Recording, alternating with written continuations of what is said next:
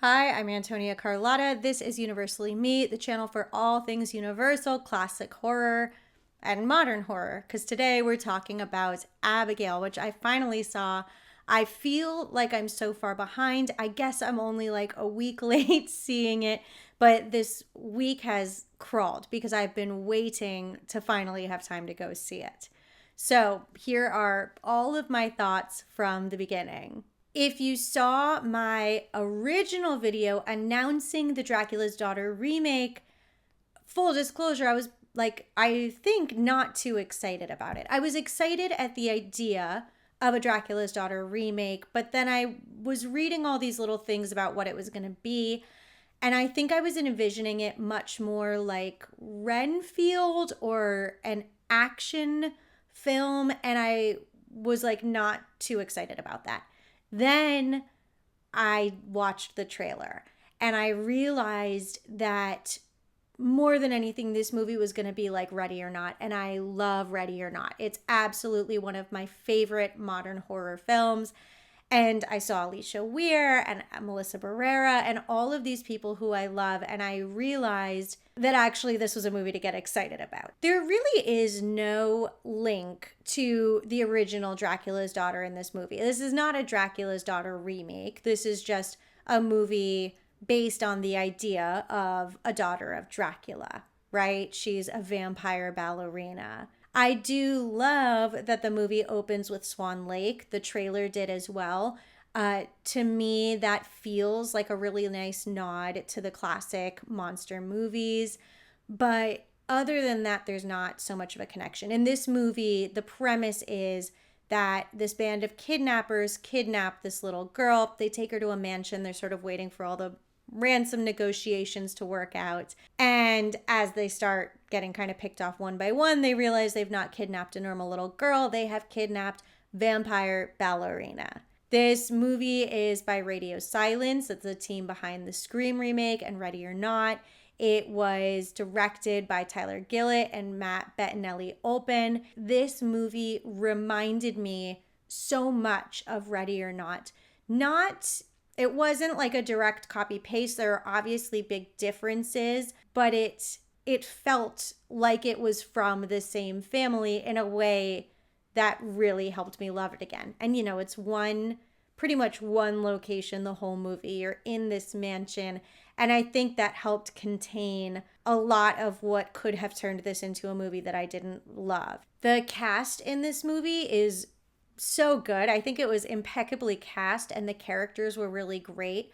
I'll start with Alisha Weir, who I think I already said I love. I thought she was great in Matilda, which is really my anchor point for her, but like she was spectacular in this movie. She, for me, is by far the standout, and she was a fantastic vampire ballerina. She was so scary. She really had like the edge, I guess, that you want of a vampire ballerina, the scariness, and she delivered the lines really well in a way that didn't feel childish. But on the other side of it, there are times when she's playing this very innocent child and she's scared and she's hurt and all of these things. And she did that so well too. She could balance playing the innocence and playing the scary. I already said, like, I'm so excited to see where her career goes. And especially after seeing this movie, her career is going to go great places as long as she wants it to. Melissa Barrera as well, really good. Dan Stevens, Kathryn Newton. I will say Kathryn Newton in this role played a very similar role to Lisa Frankenstein.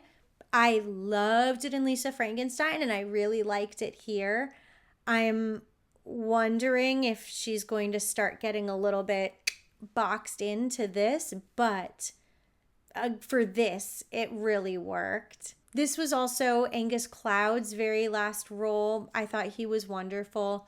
I really think when I think about this cast and this movie, and I know they're all really accomplished and have done a lot of work already, but I think 10 years from now, everybody's career will have leveled up and we're going to look back on this movie and say, wow, can you believe all those actors were in that one movie? At the beginning of the movie, you have everybody just meeting each other for the very first time, right? They all had their parts in the heist.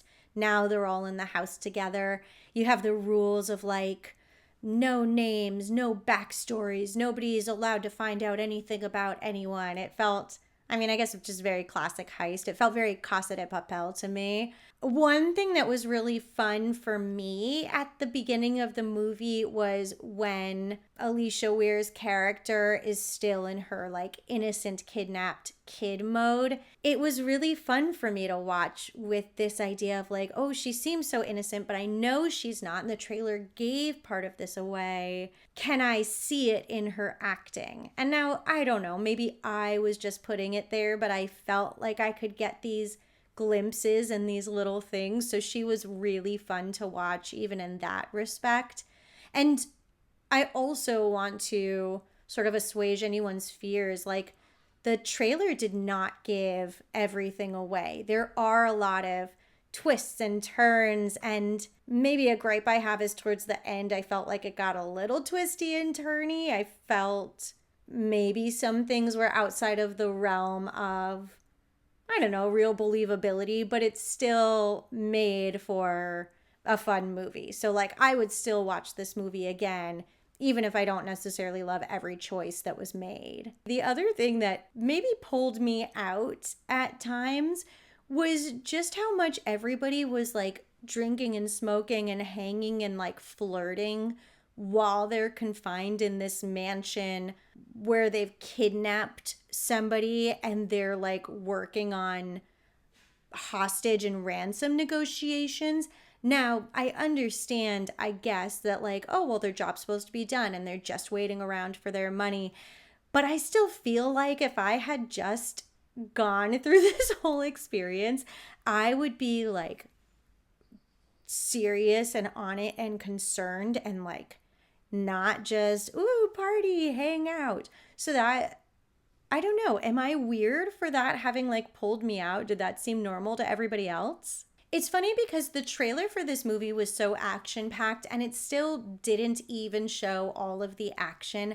There is so much that happens in this movie and so many fun moments. Also, another shout out to Alisha Weir. I read that she did like many of her own stunts or most of her own stunts in this, and those were really fun to watch as well. But this movie is so action-packed. There's always something happened. Not an action movie, just action-packed. So much blood in this movie. I think some of the actors said this, like they've never worked with so much blood before. But it's a really good time. Like, overall, my review is, if you're looking for an actual classic Dracula's Daughter remake, if you want a slow burn horror film, this movie is not going to be for you. But if you want blood and comedy and horror and fun and some good like jump scares and all the things, I think this movie has got you covered. If you can go see it in a theater, go see it in a theater, especially because I think that the mansion set is like really fantastic. Again, reminiscent of Ready or Not. I will be excited to like play this movie a few more times. And I'm sure I'm going to catch way more stuff that I didn't the first time around. That's always a regret. Like when I'm doing reviews like this, is I wish that I could keep watching the movie over and over to catch more and give you guys like a more complete story. But I don't know. Now I watched it. Now I'm home and what's in my head is what's coming out to you now. But anyway, doesn't matter. Tell me in the comments what you guys thought of Abigail. I'm really excited to hear if everyone else is like on the same train I am. Don't forget to follow me on Twitter and Instagram at Antonia Carlotta. Join the Lemley Family with a paid membership on YouTube or Patreon for tons of bonus content. And thank you guys so much for watching. Bye.